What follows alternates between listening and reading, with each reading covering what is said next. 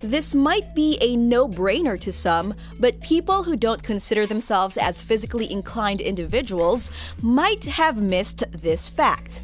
Your personality plays a vital role in choosing which sports you should be engaged in. So the statement, "I'm not a sports type of person," is not quite true, for there are different sports for different types of people. Whether you're an introvert, extrovert, or ambivert, there is a sport for you. If you want to know more about this, join us as we unravel it with Know Which Sport is Right for You Sports Quiz. Hi there! Looking for something fun and healthy? Come and be in your best shape with us. Welcome to Mr. Pink and Mrs. Blue, where we go on our fitness journey one step at a time. I am Mrs. Blue, here to help you identify which sport you should consider trying. Who knows, this might open doors to a new career path, right? If ever you turn out to be a superstar player, don't forget about me, okay? Okay. Before we begin, if you're new to our channel, be sure to hit the subscribe button and ring the notification bell to keep you notified whenever we post a new video about losing weight and staying healthy. If you're ready, let's get started. So, what questions need to be considered first before trying out a new sport? Number 1. Identify your sociability. We're going to put this at the number 1 spot because this is the most important factor. Assess your comfortability being around people by asking yourself, what do I mostly enjoy, being alone or being around people? Am I able to move comfortably around people? Am I going to handle the pressure well all alone? When do I work best, alone or with people? You do get where we're going, right? I know it sounds silly, but throughout this video, you'll be needing to talk to yourself. Once you've answered this question, you can start looking for sports that match your comfortability perspective. Don't you worry, because we're also going to discuss some of these sports later on. Number 2. Determine your spontaneity. Of course, some sports require quick decision-making such as basketball, football, tennis, and many more. Therefore, you'll be needing to identify which level of spontaneity you prefer. Ask yourself, am I a quick decision-maker or do I prefer a detailed and organized plan? If you're a super organized person, you might hate sudden changes in the game plan. And on the other hand, if you're a spontaneous person, you might renounce extensive planning and long decision-making. Which of the two are you? As for Mrs. Blue, I despise sudden changes, especially if there's no plan to be followed. So I guess I'm not much of a tennis girl, am I? Enjoying this video so far?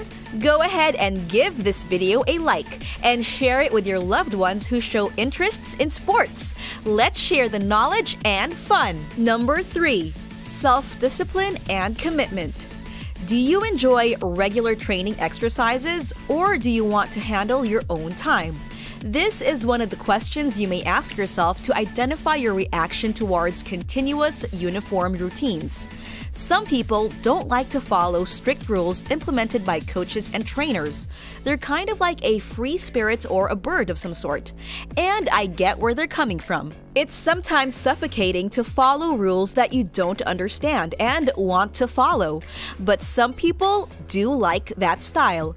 They usually think that it's always best to comply with standards to maintain consistency. So assess whether you're this or you're that. I swear, it really helps. Number 4. Focus. Are you able to concentrate on a particular thing if you have to? Or do you find it hard to do so? Why is this important? Mainly because some sports require concentration and focus, like chess. You can't afford to be distracted by the audience or your opponent's movement. As for Mrs. Blue, I get easily distracted. That's why I always find myself scrolling through my phone instead of finishing a report. So I guess chess isn't for me, but who knows? It might be perfect for you. Number 5. Determine your aggressiveness. Do you try to control events, or do you like it to stay as it is? As seen in matches, the team who has a lower score will try to turn the tables as much as they can by coming up with new strategies before the timer ends. So if you're able to handle this kind of situation well, you are suitable for sports like basketball and football, where numerous outcomes could happen in just a matter of seconds. This is also about how dedicated you are to win. Are you willing to level up your strategies to better yourself in order to get the medal? If you don't have the answer to this yet, think about it. But don't rush yourself, okay? Okay. Number 6. Friendly competition. Do you find competitions fun? Or do you not want the pressure that comes with that? Of course, in sports, you'll need to compete with other players, whether in teams or individually. Sports are founded in competition. However, if you're not comfortable around the subject of having to compete, don't worry, because there are still a ton of sports you can choose from, like archery, cycling, fishing, and many more. Number 7. Risk-taking. Do you enjoy having an adrenaline rush brought about by risks in between situations? Do you enjoy challenging yourself to something new and dangerous? Or do you want to keep it as safe as possible? Sports like mountain climbing require risk-taking abilities from individuals. By climbing a high mountain, you're already taking on the risks of injuries and death. So if you're a type of person who sees fun in danger, consider sports like skydiving, cliff hanging, racing, and extreme ironing perhaps? If you haven't checked out our video, Wife Carrying, Extreme Ironing, 6 sports you haven't heard of.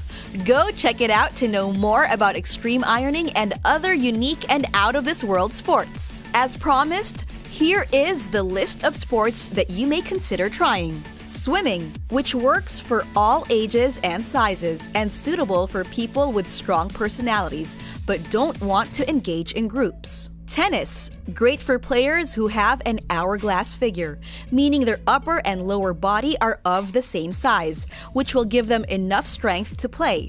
Good for individuals who like to work alone and in pairs. Cycling, also good for all body types, but more beneficial to individuals who have a heavy bottom, and also great for the outdoorsy type of person.